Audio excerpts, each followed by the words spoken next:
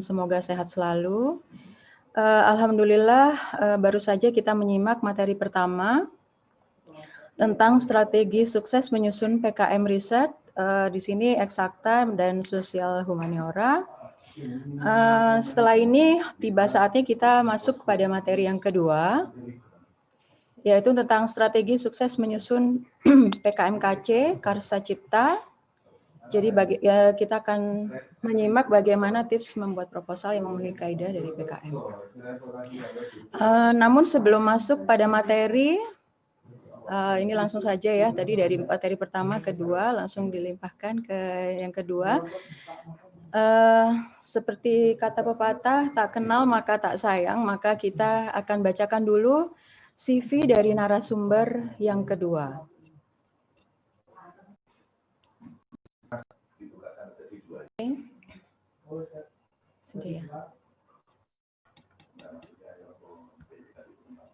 Sudah muncul di layar CV untuk pemateri yang kedua. Pemateri yang kedua kita hari ini adalah Profesor Dr. Insinyur Roni Rahmanur Emrur, SC. Beliau berasal dari Institut Pertanian Bogor. Insya Allah beliau sudah hadir di room Zoom. Baik, saya langsung bacakan CV-nya. Prof. Roni Rahmanur dilahirkan di Banjarmasin pada tanggal 10 Februari 1961. Menyelesaikan pendidikan S1-nya di Fakultas Peternakan Institut Pertanian Bogor pada tahun 1984 dalam bidang pemuliaan anak. Tahun 2008, Profesor Roni mendapatkan kesempatan untuk melanjutkan studinya di University of New England, Australia, dan menyelesaikan pendidikannya dalam bidang genetika kuantitatif pada tahun 1990. Selanjutnya pada tahun 1996, Profesor Roni menyelesaikan pendidikannya di universitas yang sama dalam bidang genetika ekologi. Pada tahun 1997, beliau mendapatkan kesempatan untuk melakukan program postdoktoral di National Institute of Animal Industry di University of Tsukuba, Jepang, di bidang teknologi DNA. Pada tahun 1998, beliau mendapatkan kesempatan untuk melakukan program postdoktoral kembali di Martin Luther University di Halle, Jerman, di bidang genetika populasi dan kuantitatif.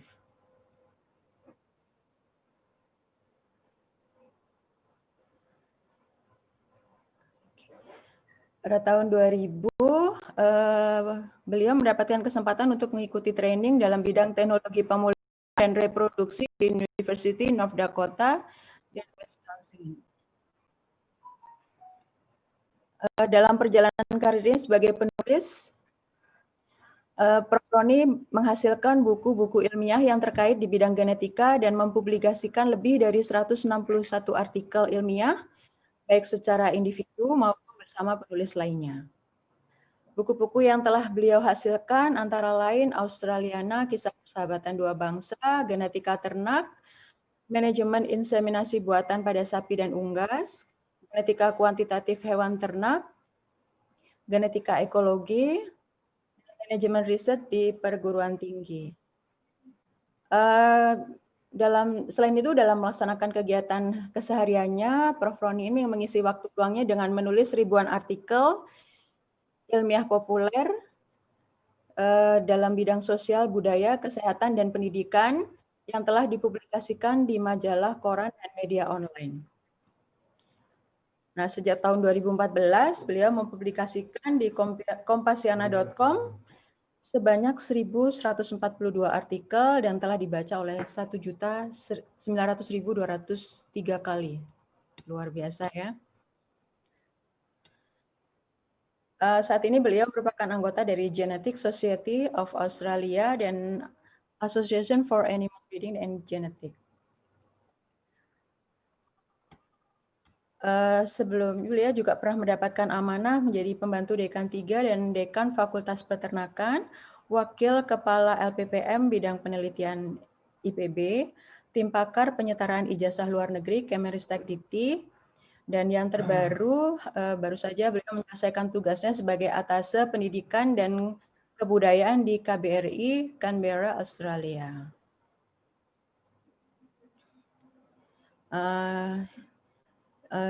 Itu tadi secuplik dari CV dari Prof. Roni Rahmanur, ya cukup banyak. Semoga hari ini bisa memberikan pencerahan bagi kami dari Universitas Brawijaya. Kepada Bapak Ibu, apabila selama penyajian materi berlangsung sudah memiliki pertanyaan, dipersilahkan untuk menuliskan pada chat room. Untuk mempersingkat waktu, kami persilahkan kepada pemateri kedua untuk memberikan materinya. Prof. Roni, monggo.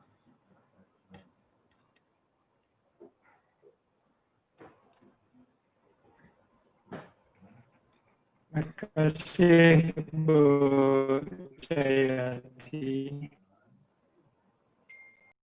Assalamualaikum warahmatullahi wabarakatuh. Selamat pagi. Yang kurang jelas bisa nanti kita diskusikan bersama. Baik, saya sharing dulu.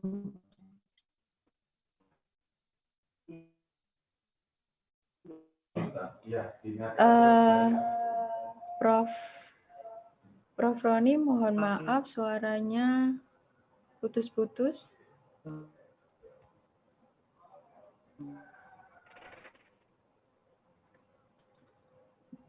Putus ya.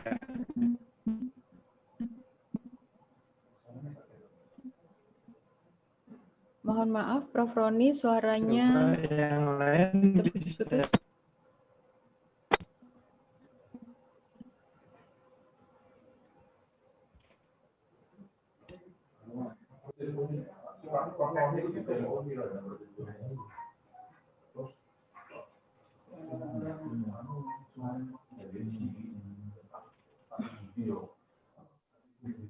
Perubahan ekonom ada sustainable, karena sustainable dalam hal ini kan termasuk isinya memang masih ya. PSBB itu kan goalnya itu kan masih itu hanya tadi permasalahan penduduk. Nah, kalau energi terbarukan mungkin masuk dalam sustainable. Kalau cek ya bagi penduduk dan lain-lain itu kan hanya sebagai tambahan. Oke, Prof. Masih susah nggak suaranya?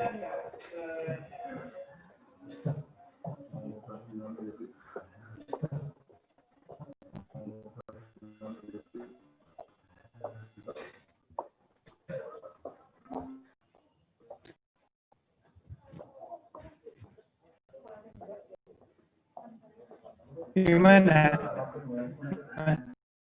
Ini atau saya harus keluar Prof, dulu? Coba sekali lagi mungkin, Prof.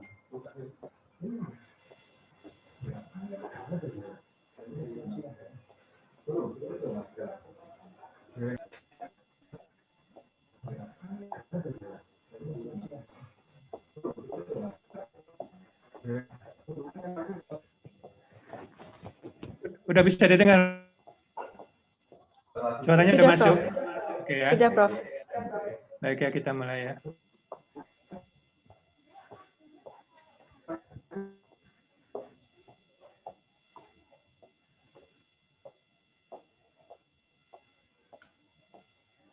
Bisa didengar ya? Bisa, Prof. Baik ya, kita mulai. Bisa. Baik, ini outline saya. Mudah-mudahan bisa ini ya. Saya ingin ada beberapa bagian yang umum yang disampaikan ya, seperti ini teman-teman, maaf sebentar. Menggarap kreativitas, terutama itu yang paling penting, kemudian kondisi PKM saat ini, kemudian PKM KC 2021, kemudian strategi pembinaan ya. Baik. Jadi Bapak dan Ibu semuanya, seringkali kita terlupa ya bahwa program yang kita ikuti ini adalah program yang melihat seberapa beda kreativitas yang disampaikan oleh mahasiswa ya. Jadi kita sering lupa, sering mengeluh kenapa kok program ini bagus sekali, tetapi tidak masuk dibiayai ataupun tidak masuk di pimpinan ataupun tidak jadi juara. Jadi sebenarnya intinya kita tidak di sini tidak adu kecanggihan tetapi adu kreativitas. Jadi program ini sebenarnya menggarap kreativitas mahasiswa ya. Jadi kita samakan dulu persepsinya. Jadi nanti akan sulit sekali bagi kita mengajukan PKM KC atau PKM yang lainnya kalau program itu tanpa kreativitas yang menonjol, maka susah sekali untuk bersaing ya. Oleh sebab itu kita definisikan dulu ya. Ini untuk semua PKM ya. Apa sebenarnya yang kita lihat, yang kita cari itu adalah perbedaan kreativitas di dalam proposal tadi. Nah, apa itu kreatif ya? Jadi kita tahu bahwa yang kita cari di dalam proposal, kalau kita bicara PKM KC ya KC ya, adakah sesuatu yang baru? Yang baru itu artinya tidak discovery, tetapi bisa modifikasi, bisa kombinasi, dan lain-lain. Kemudian apakah ada, misalnya kalau tidak ada sesuatu yang baru, apakah ada sesuatu solusi gitu ya, yang baru ya, yang tidak biasa gitu ya. Apakah ada metodenya juga sama ya, metode atau alat yang merupakan gabungan, kombinasi, dan lain-lain ya. Kemudian ada juga apakah ada new artistic object ya, misalnya ini ya. Jadi ini hal-hal ini yang merah-merah ini kita cari ya. Jadi nanti Bapak dan Ibu semua kalau membimbing mahasiswa fokusnya ke sini. Jadi jangan canggih misalnya, oke, penelitian saya tentang DNA pasti masuk PIMA. Tidak terlalu. Jadi sangat berbeda sekali skripsi dengan proposal PKM, sangat beda sekali ya. Jadi ini kita lihat merah-merah ini ide baru misalnya ya, sesuatu yang baru ya. Konstruksi yang baru, kreasi. Jadi hal-hal yang merah-merah ini kita lihat ya. Jadi nanti Bapak dan Ibu dari awal itu harus memulainya dengan pertanyaan seperti ini. Sudahkah proposal mahasiswa yang saya bimbing itu ada faktor X-nya? Faktor X-nya seperti ini. Ada kreativitas. Karena kalau kita lihat semua PKM itu K-nya kan kreativitas di tengahnya, K semuanya. Ya, jadi itu. Jadi kenapa kita ya, kalau kita lihat tengok ke belakangnya, kita membuat program ini ya, itu mengapa penting kreativitas itu ya. Jadi kreativitas itu sesuatu yang memang tersembunyi ya, tapi harus kita asah. Jadi kita tidak bisa biarkan saja kreativitas mahasiswa itu tenggelam ya. Kita asah.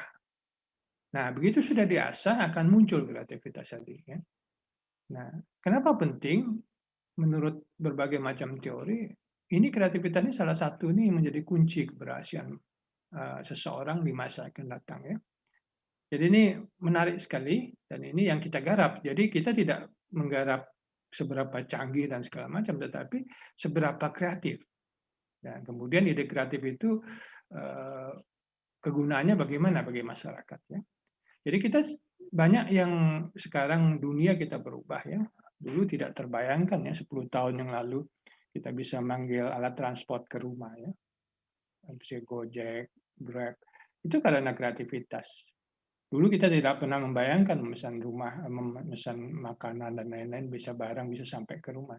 Nah, itu terjadi karena kreativitas. Banyak kreativitas di dunia ini yang terjadi sukses-sukses itu atas dasar kreativitasnya.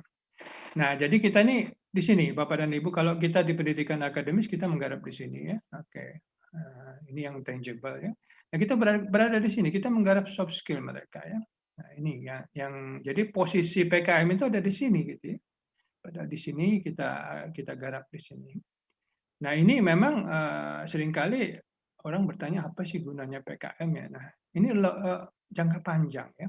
Jadi Bapak dan Ibu nanti bisa mengamati mahasiswa yang Bapak Ibu bimbing itu di akhir program berubah total. Cara pikirnya, cara komunikasi, cara kerjasama, dan lain-lain. Itu berubah total. Karena soft skill-nya itu berubah. Jadi tidak heran nanti Bapak Ibu temukan pada saat tugas akhir sangat mudah sekali membimbing mahasiswa-mahasiswa alumni PKM ini. Ya, PKM ini.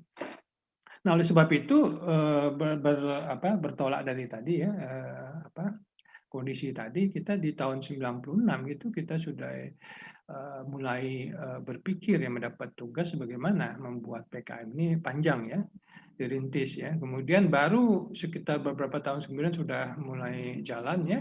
2001 itu PKM pertama masuk ikut dalam PIMNAS ya. PIMNAS sudah lama ya, namanya ada LKTI dan segala macam. Jadi di sini titik tengah. Sekarang sudah 20 tahun.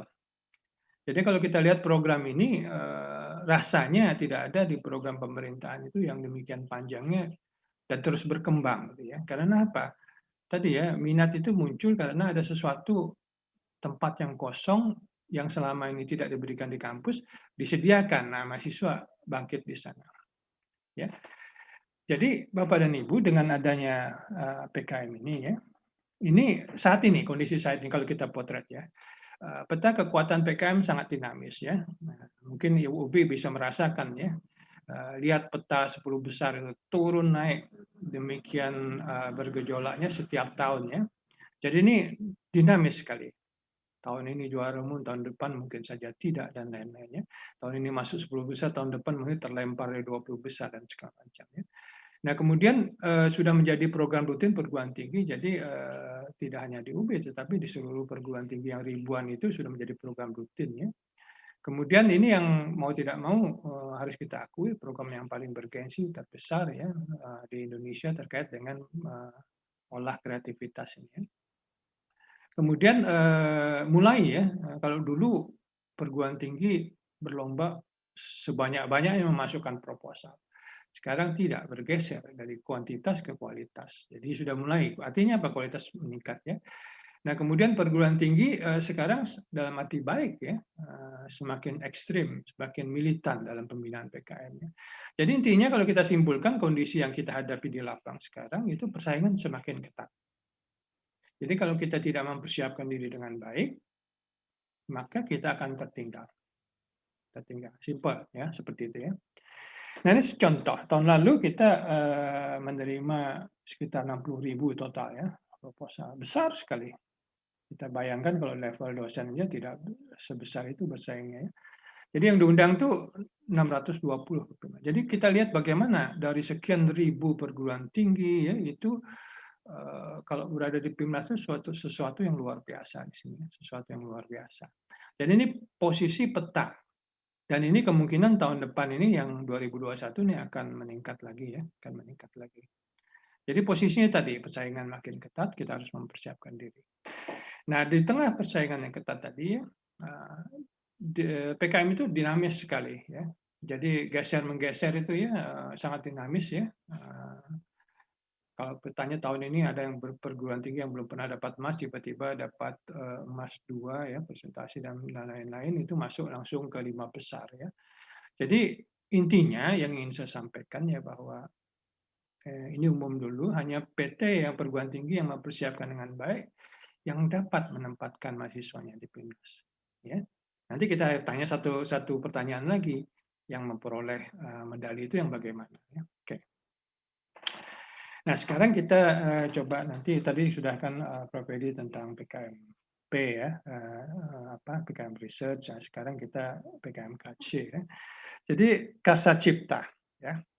Jadi nanti di dalam 2021 ini pelaksanaan PKM Karsa Cipta itu kami silahkan daring plus ya. Kalau kemarin kan 100% daring, sekarang daring plus. Ya. Daring plusnya itu apa nanti kita bisa lihat. Jadi sebagian bisa membuat produk, ya, prototipe. Jadi ada beberapa macam pilihan nanti yang akan keluar dari PKMKC yang baru ini. Ya. Jadi PKMKC kita tahu ya apa yang kita cari. Jadi Bapak dan Ibu yang nanti membimbing PKMKC ya. Jadi Yang kita harapkan itu adalah sesuatu karya nyata ya. Ini KC akan berbeda sekali. Atas dasar karsa pemikiran-pemikiran yang brilian dari atau ide-ide kreatifnya, dari nalarnya yang konstruktif kreatif ya. Jadi ini ada sesuatu definisi tadi ya. Nah kemudian mahasiswa dituntut menghasilkan suatu entah itu sistemnya, desain, model, barang, prototipe, atau produk digital. Nanti ini apa yang tadi disebut dengan daring plus tadi ya. Nah, bisa saja si karsa cipta tadi belum memberikan manfaat, tapi kita bisa memprediksinya kalau itu misalnya dibuat dalam skala massal misalnya. Jadi sekali lagi ini ada kata-kata kreatif ya, jadi kreatif. Sekali lagi kreatif ya, PKMKC itu kita cari kreatif, kemudian manfaat dari sini. Ya. Oke. Nah, jadi kita yang nanti membimbing PKMKC itu kita perlu perhatikan hal berikut. Kita mulai dari bawah sini ya. Nah sekarang pelaksanaan PKMKC itu diperkenankan melakukan aktivitas fisik terbatas ya. Jadi boleh membuat produk di lab ataupun di bengkel ya secara terbatas. Pembatasannya nanti di biaya. Biayanya maksimum 10 juta ya karena biaya perjalanan dikurangi sehingga itu bisa mobilitasnya bisa dikurangi. Tapi selalu memakai protokol kesehatannya, baik di laboratorium maupun di luar kampus boleh ya. Nanti ada pihak ketiga juga yang dilibatkan. Nah kemudian produknya berkembang ya. Produk yang direncanakan itu diwujudkan dalam bentuk bisa pilihan fisik ya. Jadi kalau memungkinkan, kalau pilihan lain prototipe atau bagi daerah-daerah yang tidak memungkinkan sama seperti kemarin berupa produk digital. Produknya sama ya.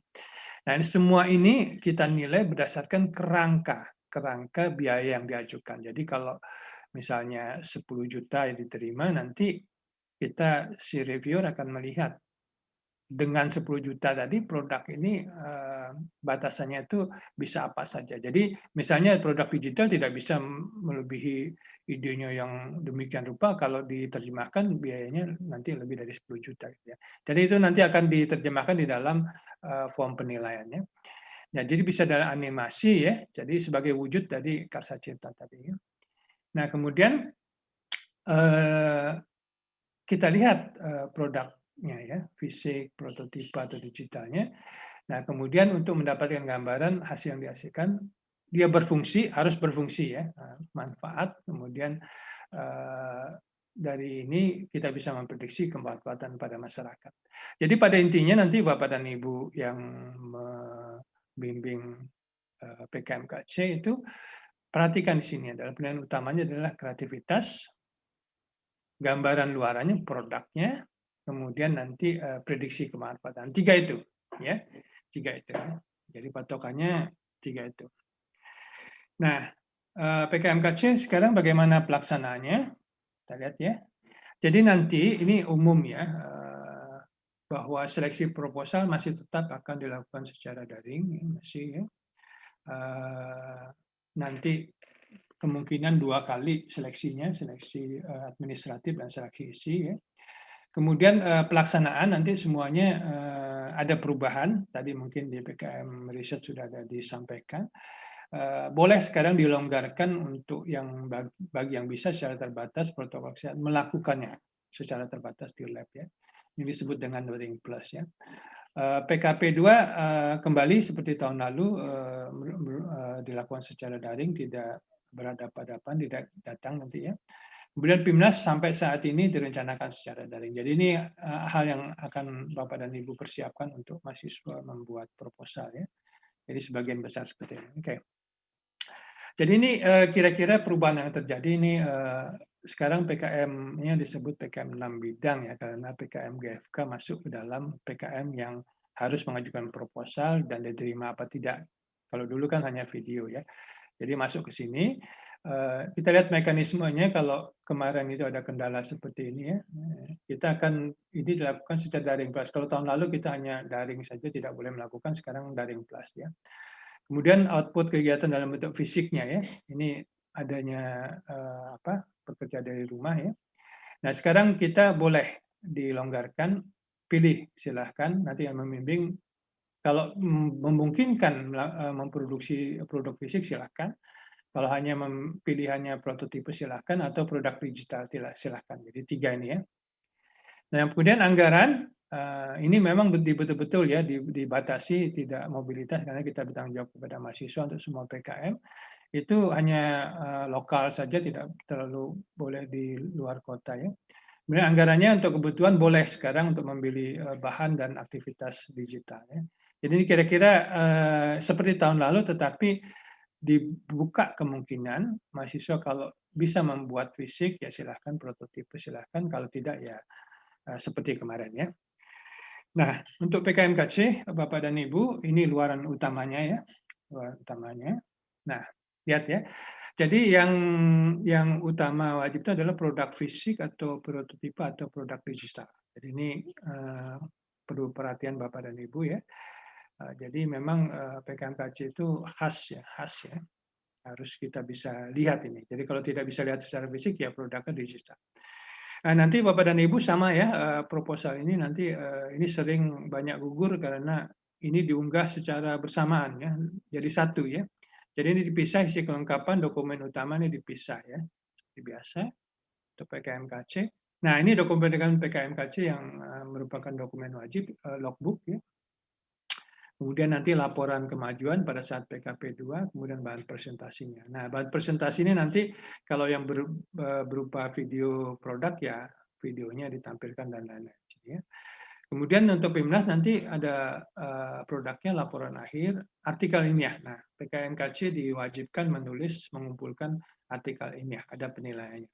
Kemudian ini satu sisi yang lain, poster seperti biasa ya.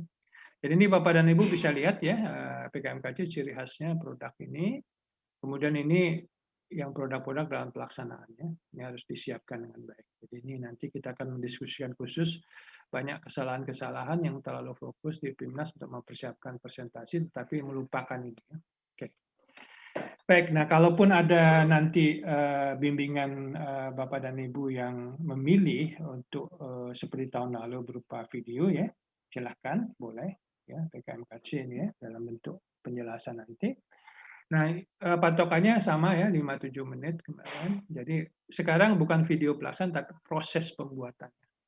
Jadi PKMKC itu proses pembuatannya dari awal ide sampai produk itu bisa tergambar secara fungsional dan bisa diprediksi kemanfaatannya. Jadi metodenya dimasukkan ke sana, hasilnya. Ya. Jadi ini isi videonya intinya ini. Ya. Jadi kalau kita ringkas, jadi video yang diminta kalaupun nanti dipilih ini adalah video pembuatan produk ya. Jadi apakah fisik ya ini ya, prototipe dan lain-lain. Jadi silakan kalau mau melengkapi dengan video ya silakan, walaupun membuat produk fisik ya. Jadi ini yang penting ada ini ya, prediksi kemanfaatan. Oke ya, pembuatan produk sekarang. Nah, pembuatan produknya ada pilihan.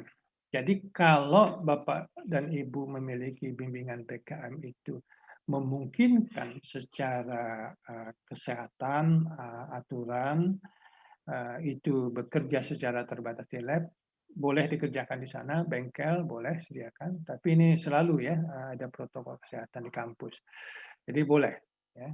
Nah, bagi yang misalnya tidak memungkinkan, ide semuanya sudah ada kan, sudah didesain dan segala macam ya di sini, itu tidak bisa misalnya. Oke, sekarang ada pilihan pihak ketiga.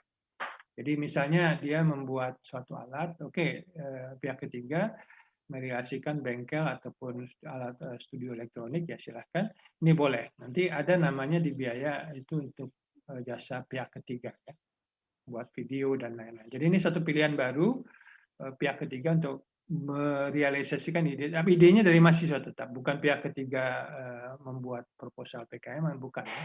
Jadi mengerjakannya saja alat itu. Oke. Nah, sekarang bagaimana ya kita membina mahasiswa PKM ini? Fokusnya nanti PKMKC ya, tetapi juga umum ya, umum juga ya.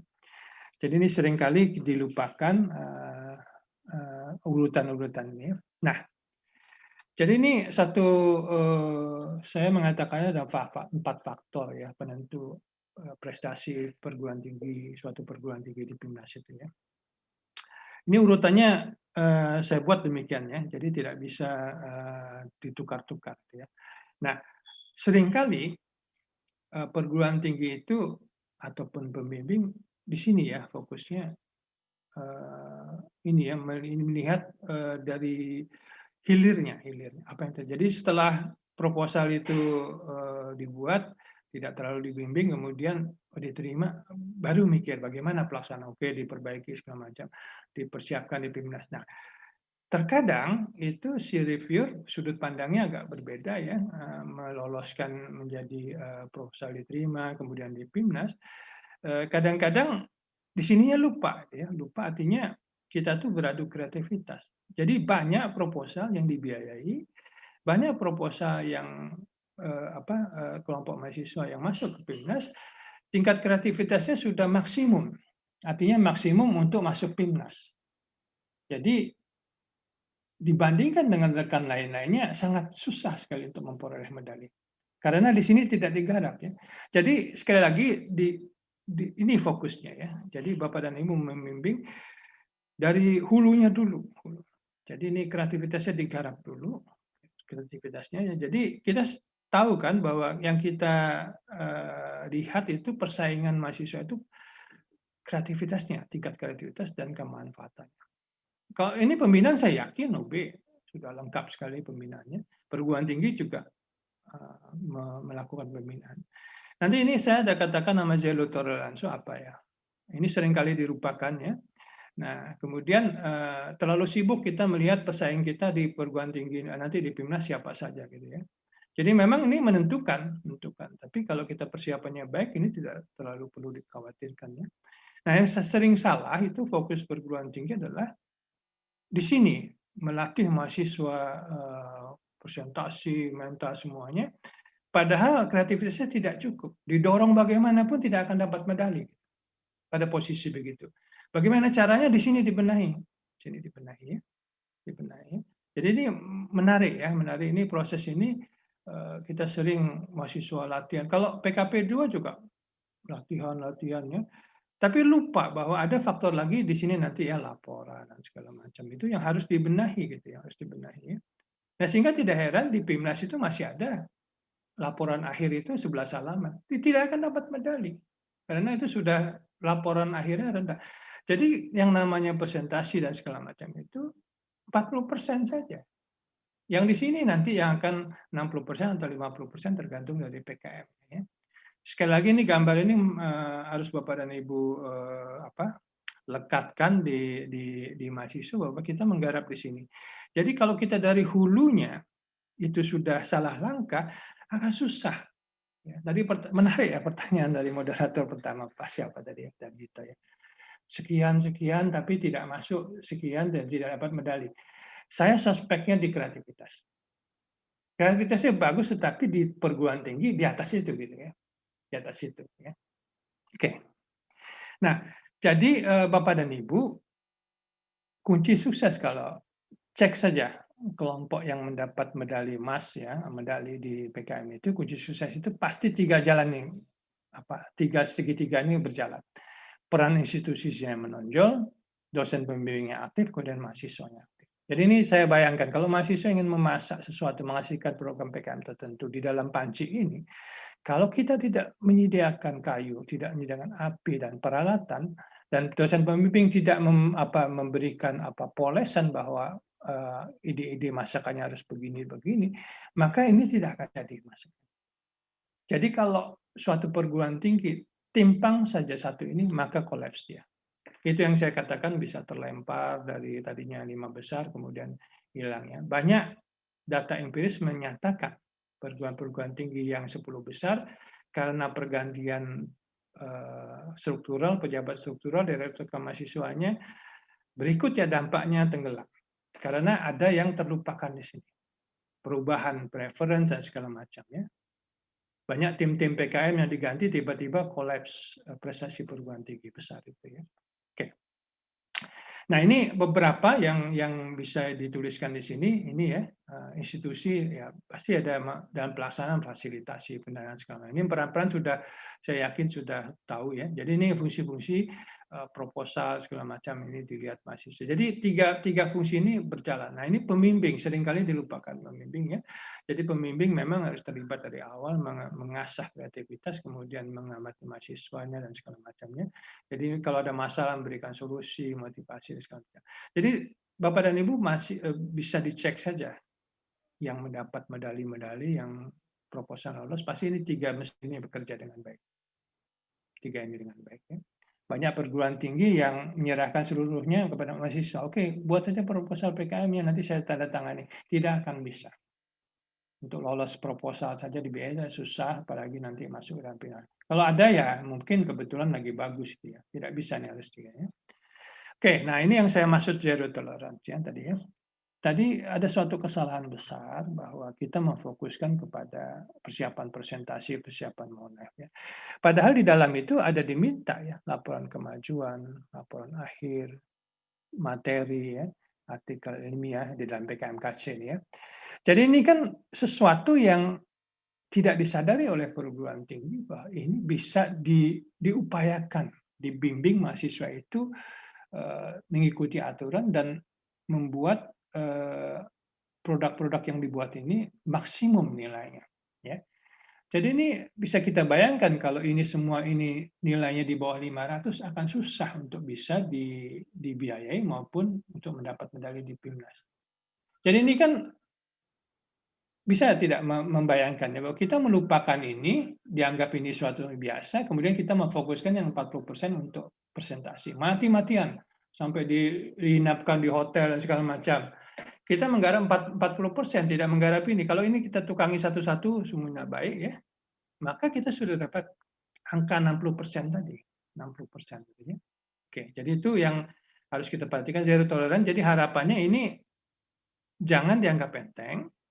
Kemudian harus maksimum mungkin, jadi jangan ada kesalahan di sini sehingga kita mendapatkan nilai maksimum.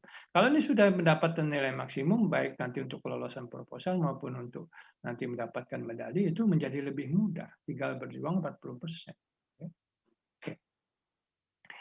Nah, kita harus melihat juga bahwa saat ini ya perguruan tinggi juga melakukan usaha yang sangat keras masing-masing ya. Jadi untuk berbenah diri semuanya melakukan ini. Tidak ada perguruan tinggi yang diam. Kita harus ingat ini ya. Jadi apa intinya? Hanya perguruan tinggi dengan persiapan yang prima saja. Tadi ya, menggarap segitiga tadi, dia akan muncul ke permukaan.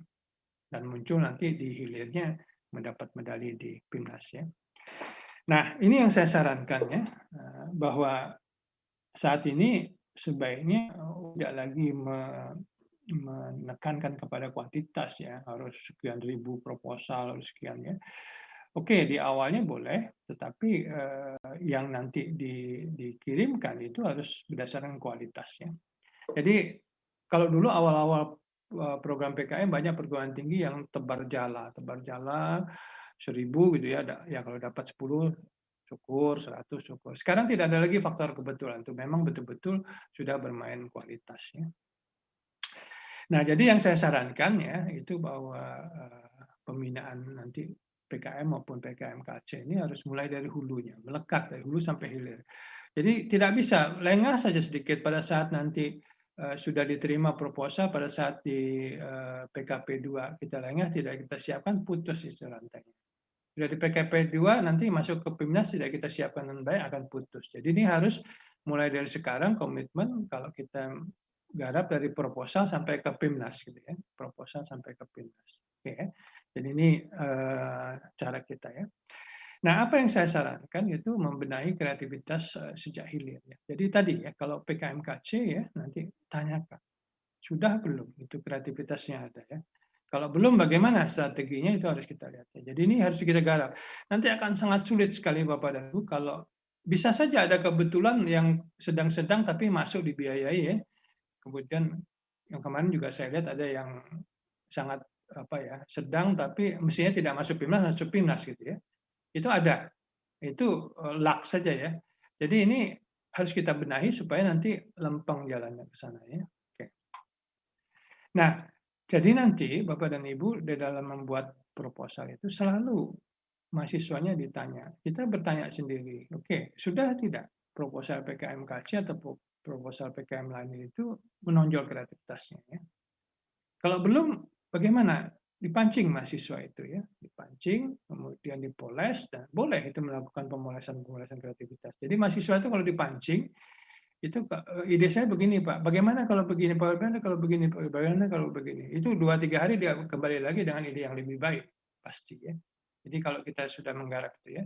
Dan satu hal, Bapak dan Ibu jangan mengharap bahwa PKM ini suatu program yang massal, semua mahasiswa itu tertarik, semua pembimbing tertarik. Tidak ya. Ada segmented. Pembimbingnya juga ada yang pembimbing tertentu, dosen yang tertarik ini.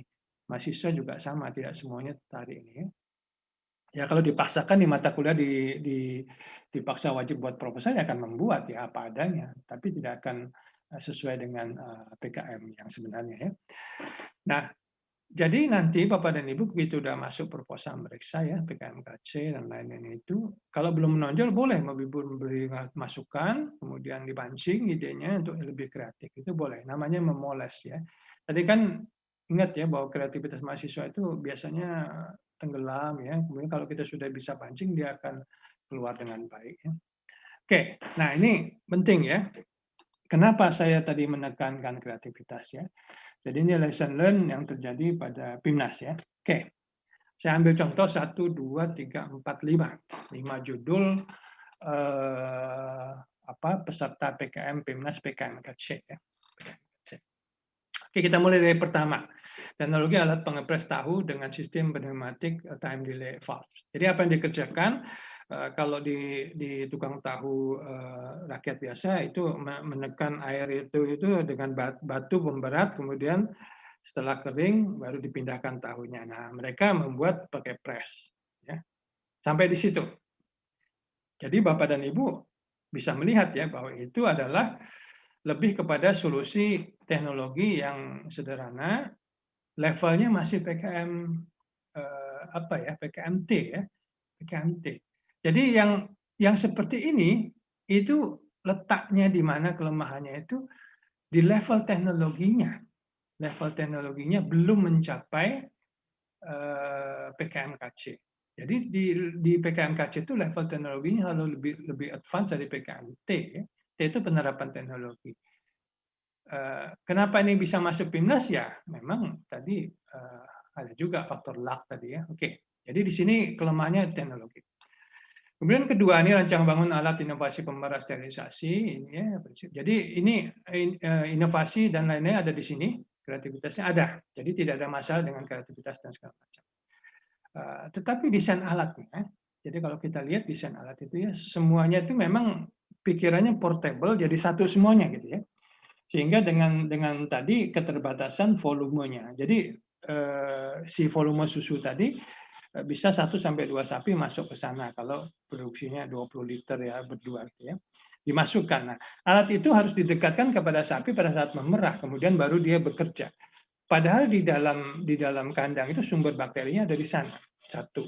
Kedua, perbedaan sapi itu perbedaan kualitas jadi di sampingnya. Jadi ini bukan masalah kreativitas tetapi desain alatnya. Jadi kalau kelompok ini berpikir bahwa alat ini terpisah ada di suatu tempat kemudian susunya nanti dialirkan atau dibawa ke sana itu menjadi lebih baik dari segi keamanan dan segala macam. Karena berbicara masalah sterilisasi. Jadi kalau mendekatkan alat itu di dekat kandang, sapinya bergerak ekornya itu sudah kotorannya akan masuk ke alat itu ya.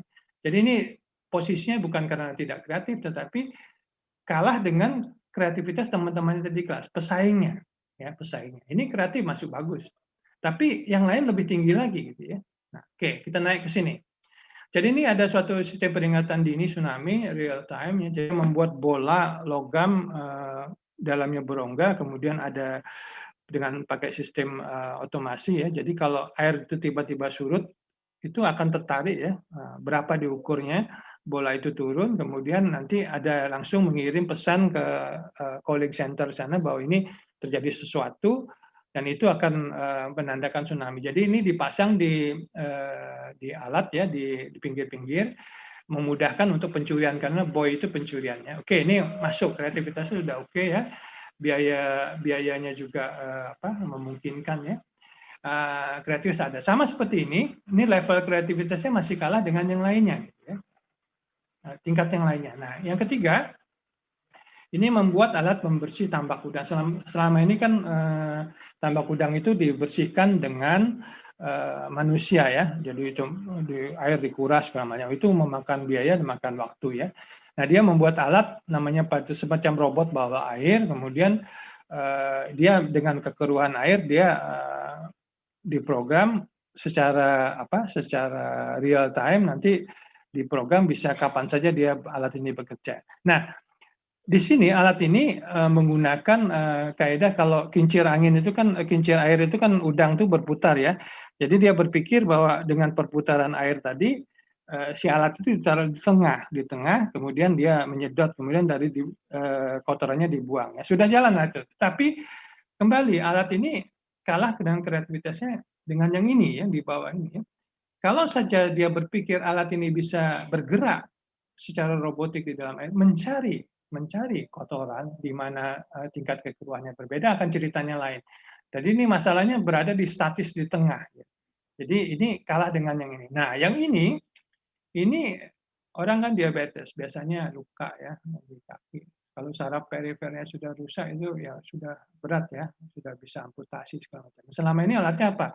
Mendeteksi satu ya suhu ya. Jadi kalau suhu kaki itu sudah panas itu di atas normal itu akan indikasi ke arah sana. Kemudian pembengkakan ya, kemudian kadar gula darahnya. Nah, semuanya itu dibuat dengan alat yang terpisah. Nah, dia menyatukan di dalam satu alat. Jadi tinggal duduk saja orang itu, kakinya ditempelkan. Nah, kemudian bekerja ya, diambil fotonya, suhunya, kemudian dari sana itu bisa dideteksi kadar gula darahnya. Kemudian data itu diolah oleh AI untuk memprediksi apakah orang ini berisiko untuk terjadi kerusakan saraf perifer ini karena diabetes. Jadi kita bisa melihat ya, ini suatu lesson learn yang betul. Dari sini ke sini ya, yang di sini kreativitasnya itu tidak masuk, yang di sini kreativitas ada, tetapi teman-teman lainnya tuh kreativitasnya bergradasi. Jadi ini yang paling tinggi ya. Jadi tidak heran ini yang dapat medali berurutan seperti ini. Jadi Bapak dan Ibu, kenapa saya sampaikan ini? Di hulu itu penting sekali membenahi kreativitas. Jadi kalau proposal itu kebetulan masuk, susah sekali masuk ke dalam kategori akan mendapatkan medali. Jadi harus dibenahi, harus betul disiapkan. Jadi kalau kita membimbing, itu targetnya sampai ke PIMNAS. Jadi betul-betul dibenahi kreativitasnya. Jadi kalau sampai begini ya masuk PIMNAS masuk, tetapi tidak akan pernah dapat medali karena pesaingnya di PIMNAS di kelas itu yang seperti ini.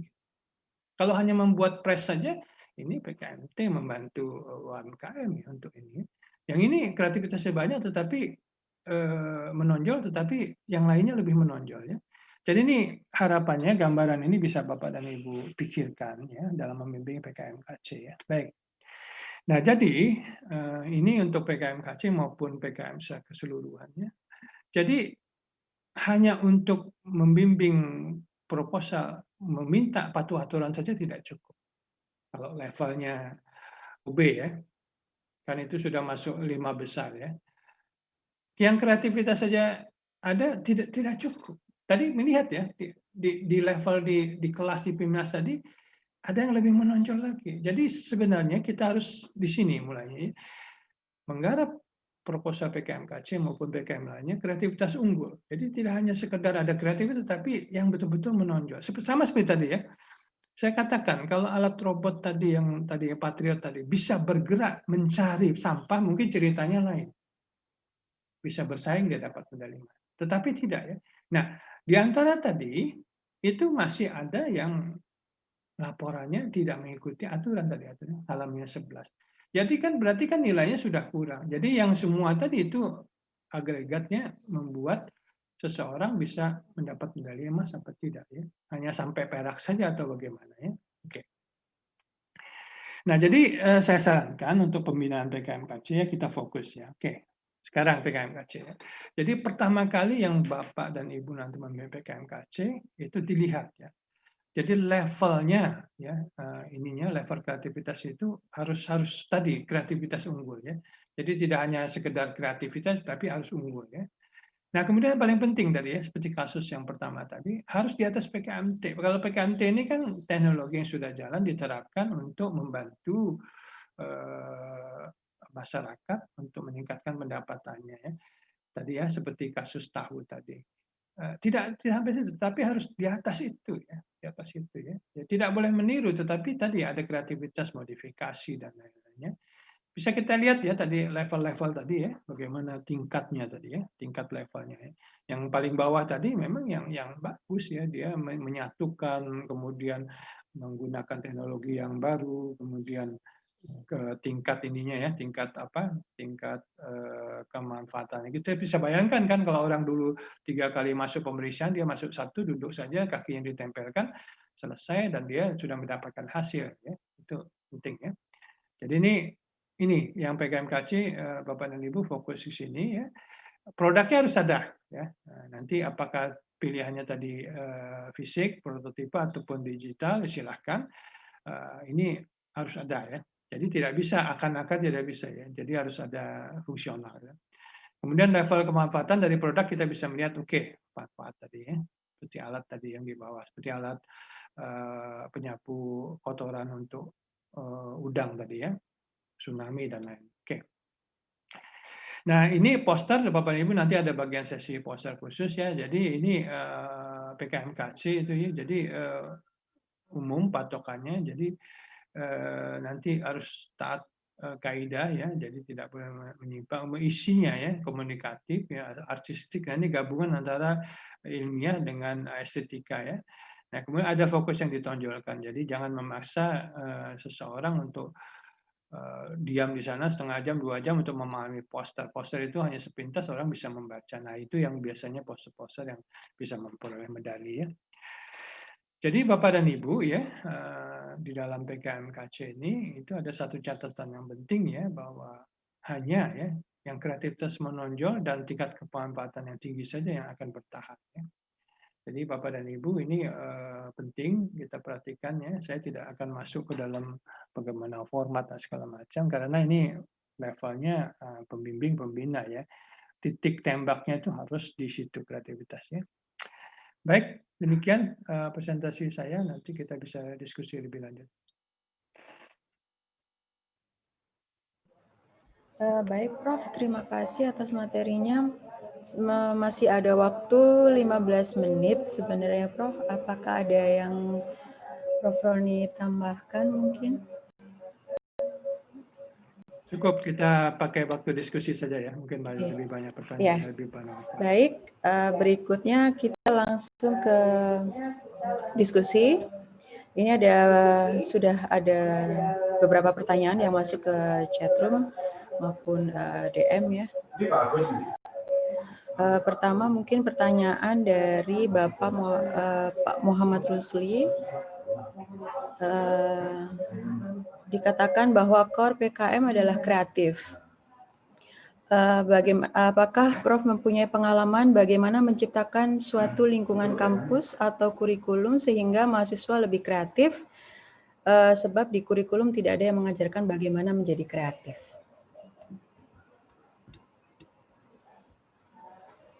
Oke. Baik Pak Rusli ya. Jadi ini sekali lagi yang kita ikuti ajang ini adalah Adu Kreatif ya. Jadi bagaimana cara menumbuhkan kreativitas mahasiswa itu menjadi kunci ya. Satu hal yang harus kita sadari sebagai pembina ya, bahwa kita tidak bisa mengharapkan 100% mahasiswa UB itu tertarik dengan PKM. Ada segmen-segmen tertentu mahasiswa yang memang tertarik di sini ya. Nah, di antara kelompok mahasiswa tadi itu ada lagi kelompok-kelompok yang memang secara latar belakang dia sudah kreatif, entah keluarga, entah dia aktivis dan segala macam, itu pemikirannya cepat keluar. Ada yang memang belum ya. Jadi nanti menciptakan kreatif tadi ya, tadi mahasiswa ya, tadi pada saat kita membimbing ya kita minta idenya ya, kita minta idenya misalnya. Jadi kalau dia tidak bisa keluar, Bapak dan Ibu silakan Pak Rusli ya untuk bisa men-trigger ya, men-trigger. Jadi gunakan itu ada di kampus itu biasanya ya, ada champion. Jadi ada mahasiswa yang memang secara individu dia lebih kreatif daripada yang lainnya. Jadi caranya yang penting itu menggunakan key person ini. Jadi kalau misalnya yang paling gampang ya alumni PIMNAS itu disuruh saja dia bercerita tentang pengalamannya yang dapat medali itu, bagaimana dia melakukan itu akan lebih mengena pada mahasiswa. Jadi itu dilakukan. Nah, jadi di dalam kreativitas ini memang kita tidak diajarkan di kampus. Jarang ada mata kuliah yang memang menggali kreativitas ini, jarang ya. Ada beberapa yang bisa kewirausahaan segala macam menggali ini ya. Jadi memang ada tugas khusus bagi kita tadi, bagaimana mengajak mahasiswa itu berpikir ya, tidak rutinitas. Jadi memang sistem pendidikan kita terjebak pada rutinitas ya, dimulai kuliah 14, 7, UTS, kemudian UAS, ujian, nilai masuk, berikut lagi ya, itu rutin ya. Jadi kalau istilah itu kampus, kos kampus, terus begitu ya. Nah sekarang bagaimana dengan tadi ya dikatakan Merdeka Belajar itu ada proporsinya ya. Jadi mahasiswa boleh sekarang memilih proporsi jalur PKM ini ya. Apalagi nanti bisa di beberapa perguruan tinggi bisa mengaplikasikan yang sudah PKMM tidak perlu KKN lagi, ada perguruan tinggi seperti tadi. Yang sudah dapat PKMP yang masuk PIMNAS itu sudah tidak penelitian lagi dan lain-lainnya. Itu bisa.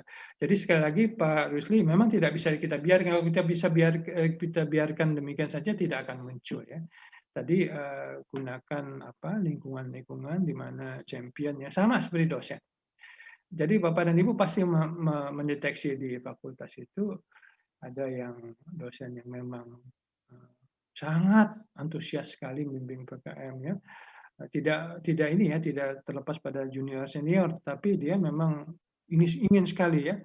Kemudian ada yang kelompok muda yang biasa aktivis untuk membina. Nah itu yang champion itu yang digunakan untuk bisa mengumpulkan mahasiswa ya.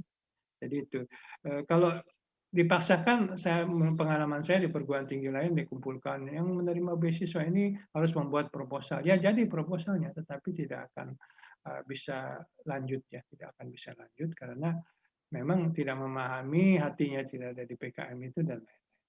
Oke, itu dulu jawaban saya. Terima kasih. Baik, Prof. Terima kasih jawabannya. Kemudian ada pertanyaan kedua dari Ibu Usi Andawayanti dari Fakultas Teknik. Pertanyaan tadi terkait dengan kurikulum. Yang kedua ini, bagaimanakah indikator penilaian bahwa suatu karya itu dikatakan kreatif? Oke ya. Baik. Ibu Usi ya. Jadi saya tadi lesson learn yang tadi saya tampilkan itu di PIMNAS yang lalu ya, baru fresh ya. Kemudian saya urut berdasarkan urutannya ya. Jadi indikator tadi kreativitas definisinya tadi kita mencari apakah ada sesuatu ide baru, menggabungkan modifikasi ataupun apapun ya, desain segala macam yang tidak as it is gitu, biasa gitu. Oke, biasanya kita juri DPKMKC itu akrab dengan internet. Dia punya alat apa gitu ya. Kemudian kita masukkan ke internet, oh sudah banyak. Nah, berarti itu kan sudah apalagi sama ya, itu tidak masuk dalam tanda definisi tadi ya. Jadi dia harus melakukan modifikasi dan segala macam ya. Jadi yang tadi semua tadi punya faktor X tadi ya. Nah, kemudian dari sana kita lihat kedalamannya. Misalnya tadi ya, yang tahu tadi ya sudah membuat pakai otomatis press, kemudian presnya sudah selesai, angkat lagi mesinnya, ya sudah selesai. Sampai di situ kreativitasnya. Yang membantu ya kreativitas saya dari suatu hanya ditindihkan dengan beban berat, sekarang sudah bisa otomatis ya. Tetapi levelnya sekarang. Nah, kemudian dibandingkan dengan tadi yang bola tsunami, kemudian yang tadi alat sterilisasi susu dengan plasma, bisa melihat ya Ibu Usi ya, jauh ya yang tadinya yang hanya mempres, kemudian yang di sini yang sudah menggabungkan ya sterilisasi dengan plasma, kemudian menjadi lebih baik ya, gabungan portable. Nah itu beda lagi. Nah kemudian beda lagi dengan yang tadi alat penyapu kebersihan kotoran untuk tambak tadi ya. Nah kemudian yang paling tinggi yang di bawah tadi. Ya. Jadi itu kita bisa melihat betul ya perjalanan-perjalanan itu. Jadi sebenarnya di dalam PIMNAS itu kita membandingkan dari 20 sampai 22 peserta itu yang mana yang paling kreatif. Sebenarnya simple itu aja. Jadi memang ada luck juga, ada kebetulan yang memang di kelas itu levelnya hampir bersamaan, bedanya tipis, ada yang memang jauh, ada ya. Sehingga kita bisa melihat dengan jelas ya. Nah, kalau itu tipis ya, biasanya di PIMNAS itu tipis untuk tadi ya. Tipis melihat tadi. Nah, yang bermain apa? Zero tolerance tadi. Laporannya, apanya ya, yang dikumpul-kumpulkan tadi logbooknya. Nah, di situ yang seringkali kita lupakan tadi, sehingga kita, kalau boleh jujur, tidak banyak pembimbing yang sampai ke sana. Memeriksa laporan segala macam. Jadi, begitu sudah melihat bagus, kemudian presentasi bagus, ya mudah-mudahan dapat emas. Padahal nanti di belakang itu, laporan akhirnya kurang bagus. Gitu ya. Jadi laporan akhir itu kalau nilainya di bawah 600 susah dapat medali, susah. Ya. Jadi yang tadi zero tolerance tadi bisa kita garap sebelum masuk PIMNAS, sebelum 60% bisa masuk tadi. Jadi memang Bu Usi ya, jadi kita bagaimana si juri tadi bisa melihat seperti tadi jam terbang ya. Jadi ada juri yang di tim inti itu sudah 20 tahun lebih ya untuk menggarap ini ya, sudah tahu ya judul yang terulang semuanya sudah mengerti ya. Jadi dengan melihat seperti ini saja pada saat mereview sudah tahu ya akan masuk ke PIMNAS kemudian diprediksi menjadi emas dan segala macam ya. Level-levelnya sudah ini ya, sudah tahu. Jadi terima kasih itu dulu Bu Usi.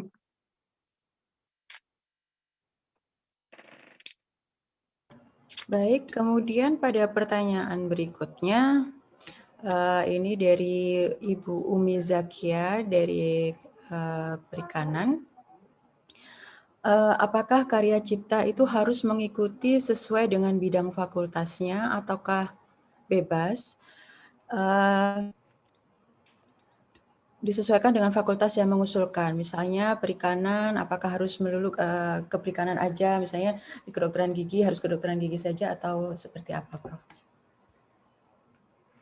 Jawabannya tidak ya. Jadi kita ini kan menggabung kelompok ya, ada berkelompok. Jadi diharapkan bidang keilmuan yang mahasiswa di kelompok tadi saling mendukung ya. Saling mendukung. Jadi kalau misalnya kedokteran gigi itu tidak harus PKM dari kedokteran gigi, ya bisa bergabung dengan yang lain-lainnya ya. Jadi PKM. Tetapi ada yang memang meyakinkan bahwa dia menguasai bidang itu karena ini kan teknologi rekayasa sosial dan segala macam itu ada di sana.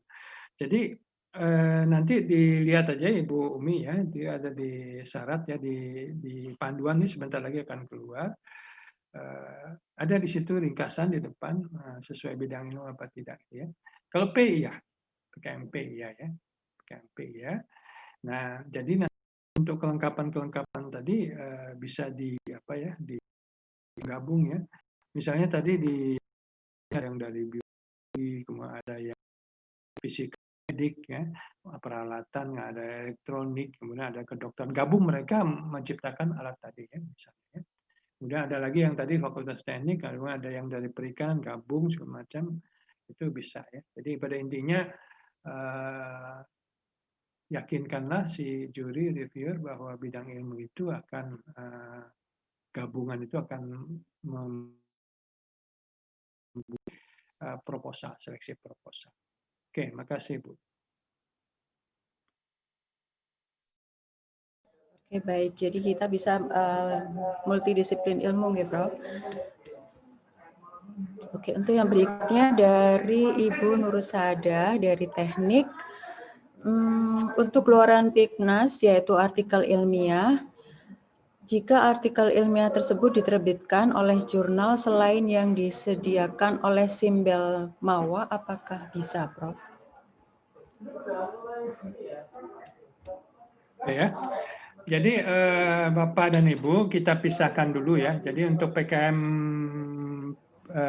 riset, kemudian PKM KC itu artikel ilmiah wajib. Jadi ada penilaiannya, poinnya ya. Nah, kita sampai di situ saja. Tidak mengharuskan tadi seperti kata Prof. Edi menerbitkan. Ya, menerbitkan. Nah, kita kan tidak ingin bahwa hanya sekedar PIMNAS selesai ya. Jadi ada rekam jejaknya. Nah, mulai tahun ini sudah hampir jadi ya, sudah ada platform e-journal yang di Dikti ya.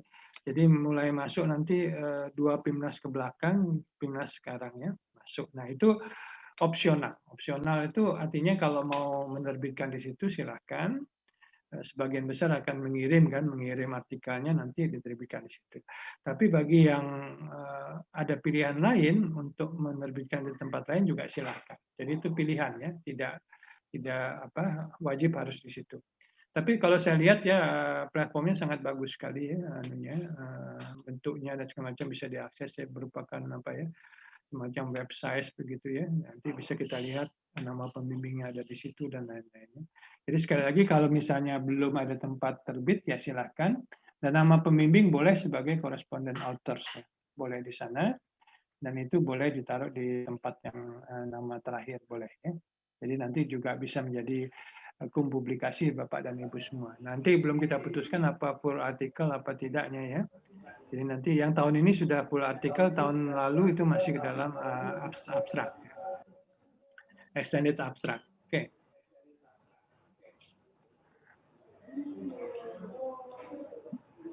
Tadi pertanyaan berikutnya dari Pak Gede dari Perikanan juga, mungkin hampir sama dengan pertanyaan dari Ibu Nur Husniah tadi ya, tentang PKMKC itu lebih banyak biasanya dari eksakta. Nah, untuk yang teknologi di bidang humaniora, apakah bisa diberikan contohnya mungkin, Prof? Tadi mungkin sudah ya. Ya. Mungkin ada diberikan contoh ya, lagi, Prof? Jadi memang jadi Kasa Cipta ini sering terutama T juga ya, itu diasumsikan bahwa ini untuk orang khas sains saja ya. Tidak, terutama KC. KC ini kan semua bidang ya, sosial humaniora, misalnya ya, kemarin itu ada contoh.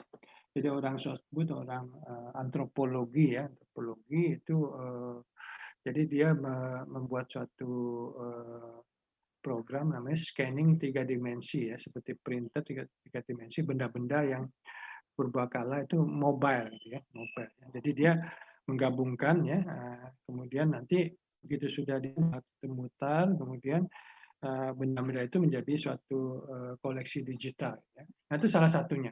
Jadi yang seperti itu bisa dilakukan oleh semua bahasa ya. Bahasa itu dia membuat suatu software ya untuk melestarikan bahasa-bahasa yang sudah hampir punah ya, hampir punah itu kemudian dia membuat suatu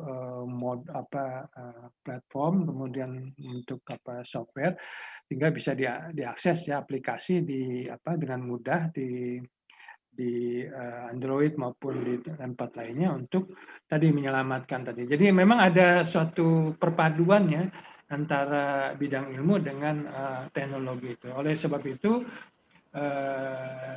sarannya tadi menggabung ya, mahasiswa itu tidak satu bidang ilmu saja gitu ya. Kalau dari kedokteran gigi atau dari gigi saja ya agak susah ya untuk bisa membuka akses itu ya.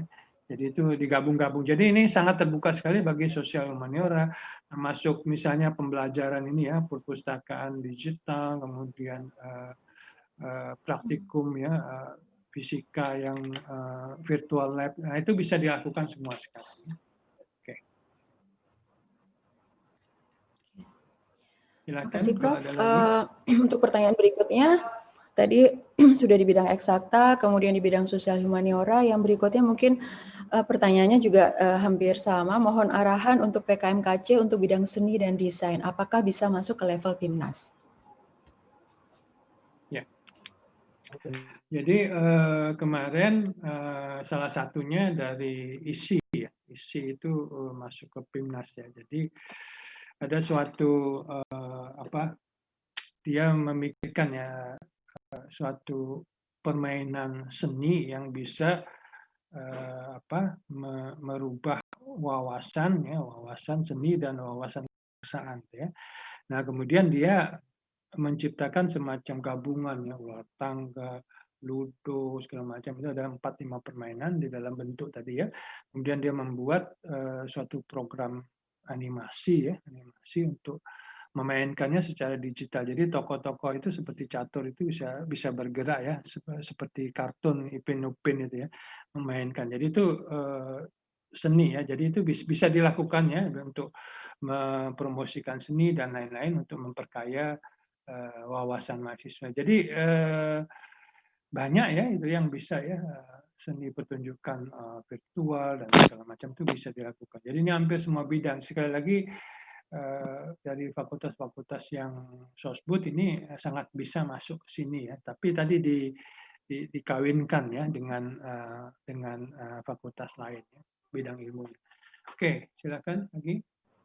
Ya, pertanyaan berikutnya adalah dari Bapak Rahmat Andri Atmoko dari Vokasi juga.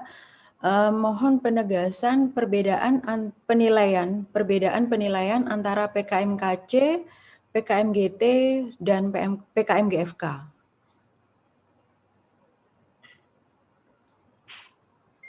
Oke ya. Baik, saya mulai dengan GT dulu ya. Gagasan tertulis ini adalah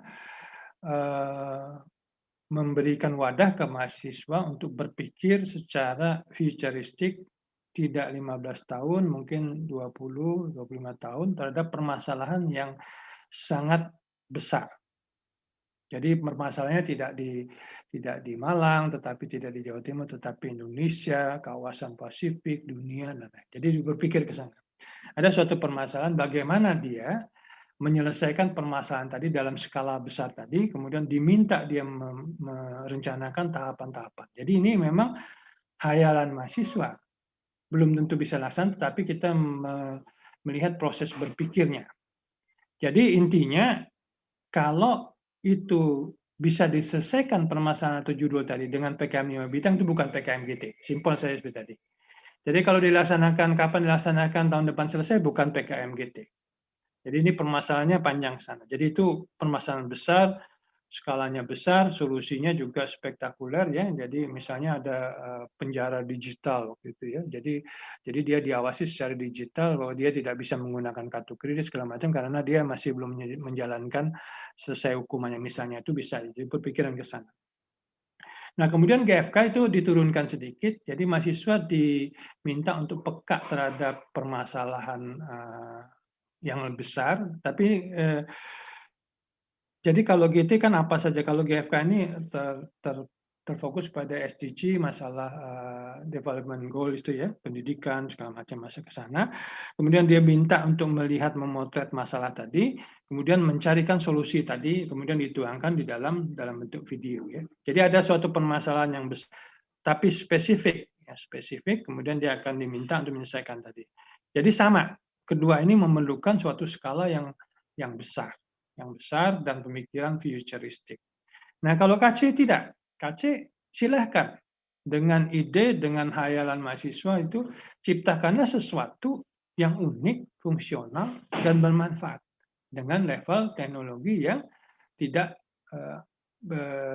sederhana, tetapi ada suatu kreativitas yang di atas itu. Simpel seperti tadi. Jadi bisa melihat ya perbedaannya ya, jauh sekali yang tadi futuristik, kemudian ini. Jadi kalau misalnya GT tadi misalnya judulnya adalah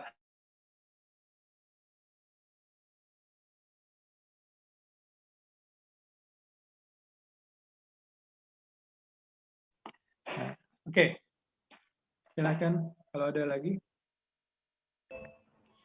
Pertanyaan berikutnya dari Ibu Elvina dari MIPA. Dalam bekerja sama dengan pihak ketiga untuk memproduksi ide, apakah pihak tersebut perlu dituliskan di awal proposal sebagai bagian dari nama anggota pengusul? Bagaimana pula jika biaya yang dibutuhkan secara reality lebih dari pagu dana yang sudah ditetapkan? Ini kayaknya sering ya masalahnya nih ya, lebih dari pagu dana yang sudah ditetapkan. Monggo. Oke. Jadi pihak ketiga ini jadi tidak ditulis di dalam anggota proposal, tidak. Jadi ini PKMKC itu kan ada anggota mahasiswa, tapi karena keterbatasan dia tidak bisa melakukan itu di lab, jadi di dalam proposal dikatakan bahwa nanti realisasi pembuatan alatnya akan dikerjasamakan dengan apa, perusahaan elektronik apa, atau bengkel apa, dan segala macam. Jadi hanya itu, dia pihak ketiga tadi membuatkan alat, tetapi semua ide dan segala macam itu harus dari mahasiswa. Jadi tidak ada peran lain daripada si pihak ketiga kecuali membuatkan alat atas supervisi dari dan permintaan dari si kelompok PKM. Jadi di pihak ketiganya ya. Jadi itu disebutkan saja di proposal, jadi tidak perlu ada namanya surat perjanjian dan segala macam seperti di PKMT dan PKMM ya. Itu tidak ada seperti tadi ya. Oke. Nah, biaya kita akan set nanti antara 5 sampai 10 juta ya, 10 juta ya. Jadi tadi diatur saja sedemikian rupa, nanti ada biaya-biaya lain pastikan. Jadi nanti pembatas ide itu adalah biaya. Jadi diusulkan berapa, nah kemudian nanti dinilai dengan usulan segitu tuh tingkat kreativitasnya bagaimana. Nah, bagaimana kalau lebih, nanti di situ disebutkan di proposal ya. Di semua PKM itu saya lupa jumlahnya, apakah 2 juta atau berapa persen dari jumlah yang diusulkan, itu boleh. Nanti disebutkan secara spesifik di proposal itu, di panduan ada ya. Jadi itu ada oleh pihak ketiga. Pihak ketiga itu boleh dari pihak mitra, dari pihak kampus dan lain-lain, itu boleh. Silakan. Oke. Baik Prof, pertanyaan berikutnya dari Bapak Dodi Pranowo dari FTP. Mohon disederhanakan lagi penjelasan terkait dengan leveling kreativitas teknologi. Misalnya apakah minimal ada 2 atau 3 permasalahan yang dipecahkan? Demikian Prof. Oke. Jadi untuk menjawab tadi ya Pak Dodi ya, jadi kita masuk dulu ke nanti ada PKMT ya. PKMT itu ada masyarakat yang sudah memikirkan profit, usaha misalnya kelompok tani, penjual jamu tradisional atau usaha kecil mikro ya. Itu yang ingin meningkatkan pendapatan tetapi terbatas ya. Nah, mahasiswa melihat kemudian mencarikan solusi. Biasanya solusi teknologi pengepresan, pengepakan, solusi desain produk, pengurusan dan lain-lain. Jadi untuk PKMT teknologinya adalah teknologi yang ada boleh, kemudian diterapkan. Yang penting tidak boleh lagi ada penelitian dan itu sudah bisa langsung diterapkan di sana ya. Jadi level teknologinya ya level teknologi yang dibutuhkan oleh si mitra. Nah, PKMKC harus di atas itu gitu ya, di atas itu. Jadi karena ini karsa pemikiran, hayalan mahasiswa yang diwujudkan dalam bentuk benda, maka levelnya itu harus tadi ya, definisi tadi kreativitas ya. Jadi dia menggabungkan ataupun memodifikasi. Jadi ada pertanyaan, berapa harus digabungkan? Tidak ada batasnya, Pak. Yang penting dia itu bisa membuat sesuatu yang unik, kemudian bermanfaat gitu ya. Nah, tinggal Bapak dan Ibu nanti membimbing, kalau sedemikian ini nanti searching. Biasanya kita di PKMKC itu selalu searching. Kalau ada begini, kincir angin turbo, mini, segala macam, langsung dimasukkan. Kalau sudah ada di Shopee ataupun di Tokopedia, berarti sudah umum ya. Oke, jangan dihentikan dulu ide mahasiswa tadi. Coba dibangkitkan. Ini sudah ada begini, bagaimana kalau kamu modifikasi ini? Bagaimana kalau ini modifikasi ini? Ditambah ini, tambah ini. Sehingga menjadi lebih fungsional segala macam. Jadi levelingnya harus di atas sudah ada itu. Caranya ya tadi memancing mahasiswa untuk bisa lebih keluar daripada teknologi yang sudah ada tadi. Nah, tidak ada pembatasan tadi kan. Kadang-kadang yang sederhana saja ya, seperti misalnya tadi yang untuk yang menduga diabetes tadi kan tidak terlalu canggih, cuma pendeteksi panas, kemudian elektroniknya biasa Arduino, ya, kemudian foto Grab biasa, itu biasa ya. Tapi dia menggabungkan. Nah, ada yang dimasukkan dari data tadi digabungkan 3, kemudian dipakai artificial intelligence mencoba memprediksi ya. Nah, jadi kita lihat proses-proses berpikir tadi seberapa bisa kalau misalnya Bapak dan Ibu pembimbing didorong tadi ya kreativitas unggul tadi untuk PKMKC tadi ya. Jadi seperti tahu tadi ya tadi levelnya PKMT untuk memecahkan suatu permasalahan hanya dengan tekanan biasa. Pasti Bapak dan Ibu teknik itu sudah tahu ya, udah biasalah begitu ya. Itu levelnya hanya sampai PKM. Dan itu masuk PIMNAS mungkin, tetapi tidak susah dapat medali ya. Oke, terima kasih. Ya, pertanyaan berikutnya ini terkait dengan hal-hal teknis nih, Prof. Ya, monggo. Terkait dengan alasan dasar untuk masing-masing kategori PKM ini selain administratif, apakah porsi yang terbesar yang bisa dijadikan rujukan agar proposal ataupun laporan ini bisa lolos pendanaan atau bahkan lolos PIMNAS dan mungkin bisa memenangkan PIMNAS? Porsi yang terbesarnya mungkin, Prof. Oke, porsi yang paling besar jawabannya hanya satu, kreativitas. Ya. Jadi kalau proposal itu sudah dan tidak ada kreativitas, berarti tidak akan lolos untuk dibiayai. Kalaupun kreativitas sedang bisa lolos, mungkin sampai dibiayai. Kemudian nanti diseleksi tidak masuk PIMNAS. Jadi sekali lagi Bapak dan Ibu fokus ya untuk semua PKM, terutama PKMKC, sejak awal digarap di hulunya. Jadi betul-betul mahasiswa itu ditantang. Kalau dia punya ide, kalau begini rasanya kok menurut saya kurang ini ya. Bagaimana kalau ditambah ini, kamu tambah ini lagi, tambah sambil searching, sampai nanti dalam bentuk ini ya, mahasiswa itu kalau ditantang demikian itu berputar dia, pikirnya cepat ya, apalagi berkelompok. 2-3 hari dia sudah akan kembali dengan ide-ide yang lebih cemerlang. Jadi proposal itu tidak bisa langsung jadi, tetapi ada iterasi ya. Nah, oleh sebab itu di dalam suatu universitas clean proposal sejak awal itu menjadi penting. Siapa yang menangani di perguruan tinggi untuk level fakultas kah, level perguruan tinggi yang menangani tadi ya klinik tadi ya. Jadi menajamkan kreativitas itu ya. Menajamkan itu penting ya. Jadi itu yang harus dikerjakan. Yang lainnya itu asal taat administratif halamannya 10 ikut, ukuran kertas itu sudah menjadi nilai maksimum ya. Laporannya bagus segala macamnya. Jadi kalau nanti laporan semua bagus tapi kreativitasnya ini yang paling berat itu di kreativitas ini agak susah sekali ya. Jadi banyak keluhan ini ya di PIMNAS itu tidak ini ya, tidak bisa optimum. Saya ambil contoh IPB saja. Tahun ini TPP itu dapat 7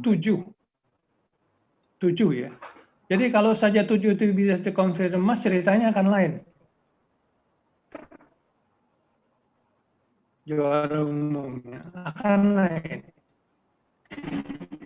Kenapa? Ya, jadi ya dapatnya perak. Nasib kaya itu memang konsekuensi bertanding di tingkat nasional. Jadi kenapa dia perak tidak bisa mendapat emas akan menjadi lebih mudah. Jadi jangan nanti Bapak dan Ibu membimbing ya udah masukkan saja nanti saya lihat saya tangani. Nanti Bapak dan Ibu terkaget-kaget kok bisa masuk di biaya ya. Nah begitu sudah dimasuk biaya masih monak oke. Sekali lagi jangan terjebak kepada Maaf Prof, suaranya. Tugas skripsi, tugas akhir. Ya. Apa? Mohon maaf Prof, suaranya delay. Bisa terdengar.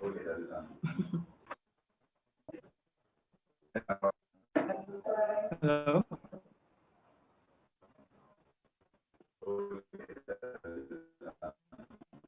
Harus keluar lagi saya.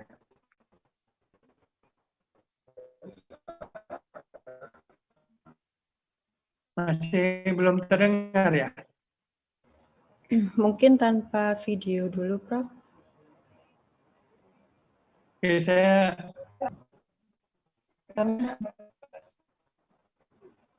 Apa di keluar dulu ya sebentar ya. Nanti enggak apa-apa, Prof. Maaf, soalnya delay. Mungkin tanpa video dulu, Prof. Enggak apa-apa, Prof. Udah.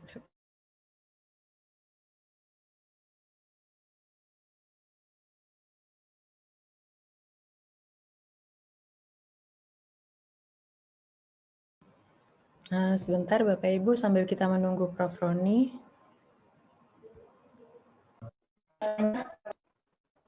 Kita menunggu Prof. Roni.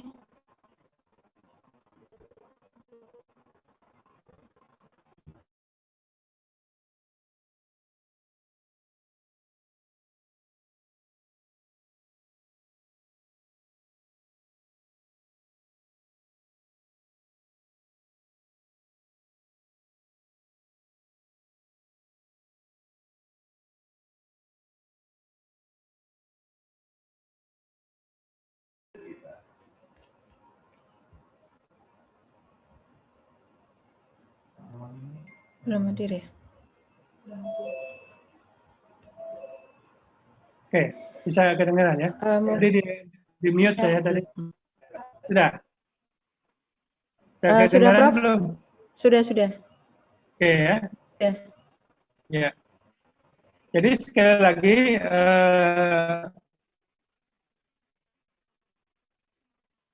daripada Bapak dan Ibu repot, jadi di awalnya itu sudah digarap betul kreativitas itu ya. Siswa lain yang memang kreativitasnya lebih menonjol. Intinya demikian. Oke, silakan.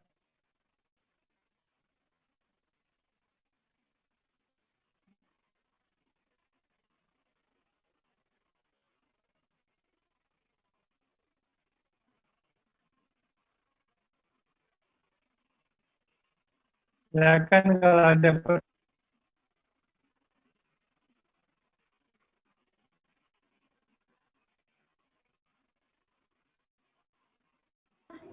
Mohon maaf tadi masih di mute. Ada pertanyaan dari Dr. Indriati dari FK. Misalnya dalam kelompok bimbingan memerlukan kontribusi bidang ilmu lain, namun jumlah tim sudah full, bagaimana baiknya? Oke ya, jadi setiap PKM kan ada jumlahnya ya, PKM KC ya. Ada yang sekarang maksimum 5, tidak lagi 6 ya. Untuk yang masyarakat 3 sampai 5 ya. Jadi sistemnya begini saja Bu, yang core tidak memungkinkan mahasiswa itu secara bebas ya. Jadi nanti kalau semuanya dari FK tuh kesulitannya begitu, kumpulnya susah ya. Jadi bisa disulam dari mahasiswa fakultas lain. Jadi kalau 3 ya mungkin 2 FK, satunya dari fakultas lain yang bisa nanti dengan kedokteran hewan dan juga lain-lain. Jadi nanti diperhatikan juga kompetensi mahasiswanya dulu, kemudian baru nanti apa? Misalnya untuk PKM kewirausahaan ya mesti ada. Oke.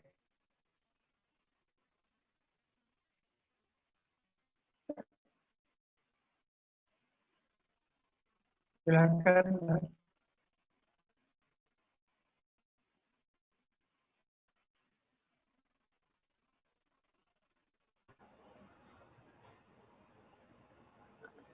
Oke, suaranya agak delay ya Prof. Mungkin yang terakhir, apabila ada yang ingin menanyakan langsung, boleh raise hand, mungkin satu pertanyaan. Atau masih ada pertanyaan lagi?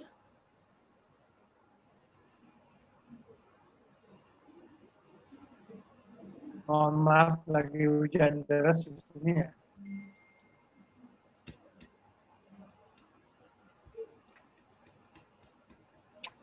Silakan kalau ada yang mau raise hand. Oke, mungkin sudah tidak ada pertanyaan lagi. Mungkin ada yang mau disampaikan lagi, Prof, terakhir?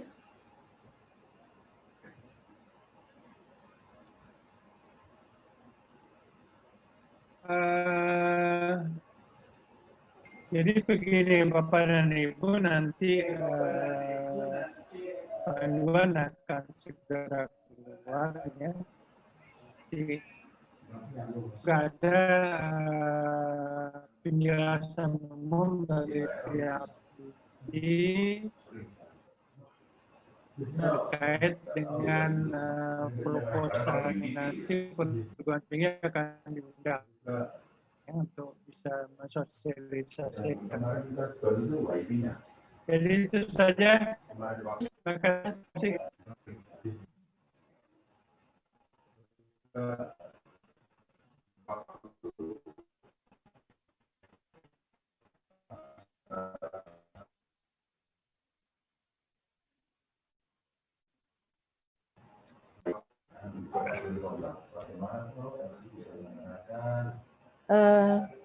Bagaimana Prof. Roni masih bisa mendengarkan kami?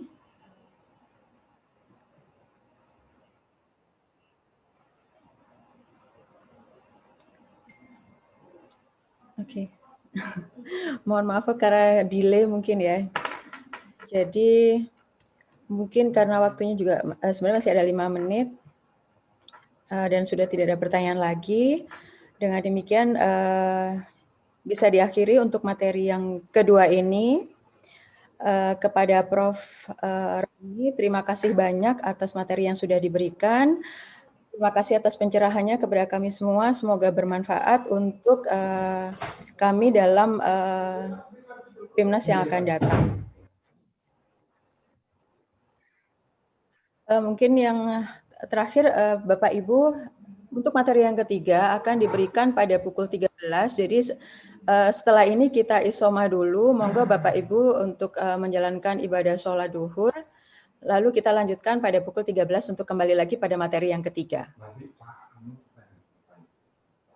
Pamit ya.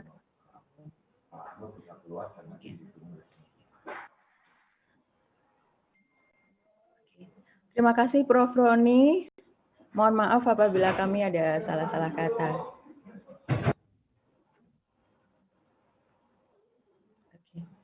Saya akhiri untuk sesi yang kedua. Wassalamualaikum warahmatullahi wabarakatuh. Warahmatullahi wabarakatuh. Waalaikumsalam warahmatullahi wabarakatuh. Waalaikumsalam. Waalaikumsalam.